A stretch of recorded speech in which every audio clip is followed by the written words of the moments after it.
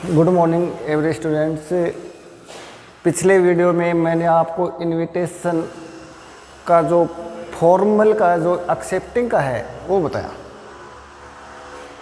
अब फॉर्मल का ही है लेकिन है डिक्लाइन का। डिक्लाइन द फॉर्मल इनविटेशन बताऊंगा आज। अब आपको परीक्षा में जो प्रश्न आएगा इस प्रकार से, उस प्रश्न में आपको ये पता होना चाहिए कि वो डिक्लाइन का है या एक्सेप्टिंग का है। तो डिक्लाइन के लिए प्रश्न के अंदर इन नामों में से कोई एक नाम आएगा। डिक्लाइन या तो डिक्लाइन नाम आ जाएगा, या अनेबल आएगा, या इनएबिलिटी टू अटेंड आएगा, या नॉट एबल आएगा, या रिफ्यूजल, ये आए, इनमें से कोई एक आएगा। अब प्रश्न ऐसे है, मतलब suppose you are Kuldeep Jhajharia. मानो आप कुलदीप झाझड़िया हैं। Your cousin mister Rajesh invited you, कि आपका चचेरा भाई राजेश तुम्हें इनवाइट किया है आपको to attend his birthday party, अपनी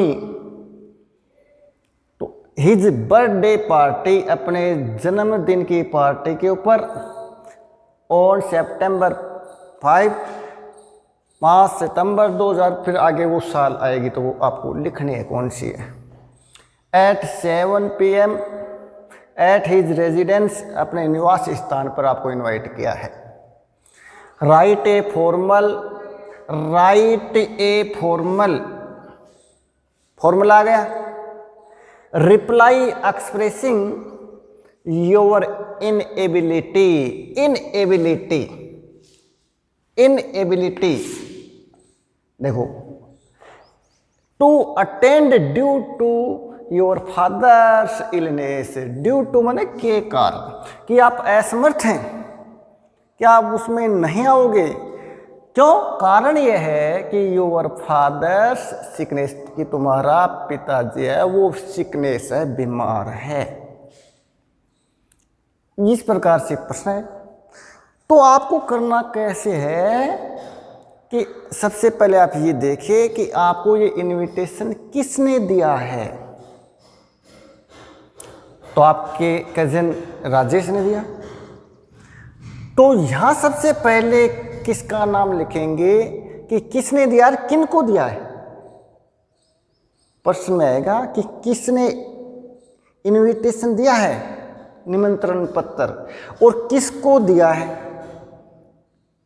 जिसको दिया है उसका नाम यहां पहले लिखते हैं।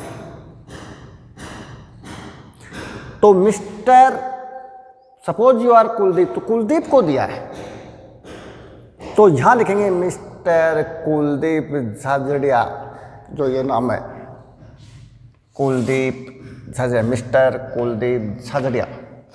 ये एक है, मिस्टर कुलदीप झाझड़िया एक है।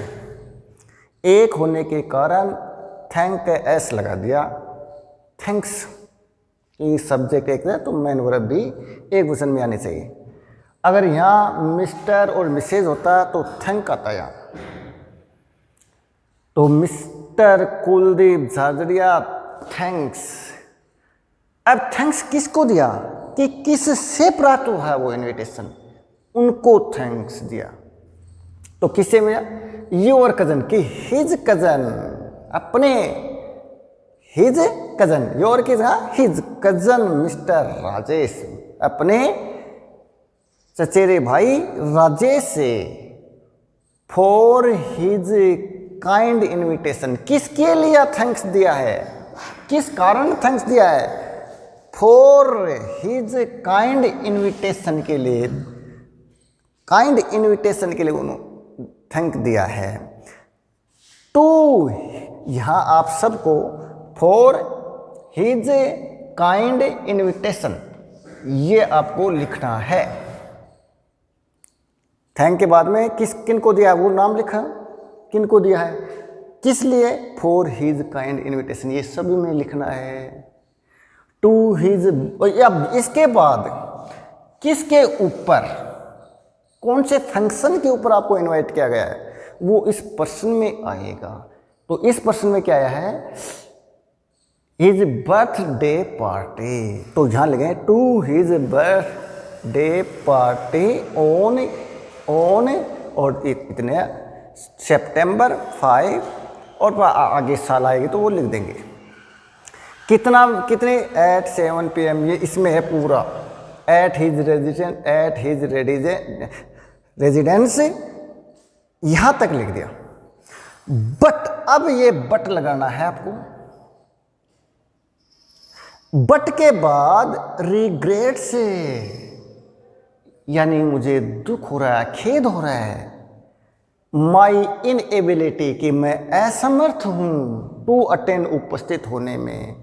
ड्यू टू, के कारण, किसके कारण, ड्यू टू का मतलब के कारण, किसके कारण, माई फादर्स सिकनेस, मेरे पिता के बीमार होने के कारण मैं उपस्थित नहीं हो सकता, इसलिए मुझे रिग्रेट्स है, दुख है, खेद है। इतना लिखोगे आप। ये ड्यू टू के बाद आपको यहाँ कोई कारण लिखना पड़ता है कि किस कारण से आप उपस्थित नहीं हो सकते। या तो ये प्रश्न में आएगा कारण, और अगर प्रश्न में नहीं आता है कारण तो अपनी तरफ से कोई कारण लिखना पड़ता है। वो आप कोई भी कारण यहाँ लिख सकते हो, ठीक है। इसके बाद ये he conveys good wishes for his birthday. He conveys, अब वह उनको अच्छी शुभकामनाएं उनके जन्मदिन पर संप्रेषित करता है। ये बात ये सभी में लिखनी है।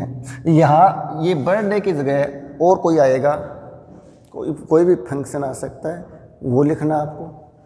लेकिन he conveys good wishes for his birthday, इस प्रकार से ये नाम यहाँ तक लिखना है। इस प्रकार से ये डिक्लाइन इनविटेशन, डिक्लाइन इनविटेशन में ये सब ध्यान रखना, इनमें से आता है शब्द इस प्रश्न में। तो आपको पता होना चाहिए कि ये कौन सा, पहले तो ये देखो कि ये फॉर्मल है और फॉर्मूला में भी कौन सा है, डिक्लाइन है। डिक्लाइन क्यों है, क्योंकि डिक्लाइन इनएबिलिटी है, असमर्थ है, वो जाने में, फंक्शन में अटेंड होने में असमर्थ है। तो इस प्रकार से डिक्लाइन इनविटेशन लिखा जाता है। अब अगले वीडियो में मैं आपको इनफॉर्मल का एक्सेप्टिंग बताऊंगा और फिर इनफॉर्मल का डिक्लाइन बताऊंगा। तो प्यारे बच्चों, आप ध्यान से पढ़ो। हर एक, अगर मैंने आपको एक बताया तो इस प्रकार का आप 4 करो, 5 करो। आपको अपने आप ये प्रैक्टिस करोगे तो जितनी ज़्यादा आप प्रैक्टिस करोगे उतना ही ज़्यादा आपको ये इंग्लिश आएगी। Best of luck, do well.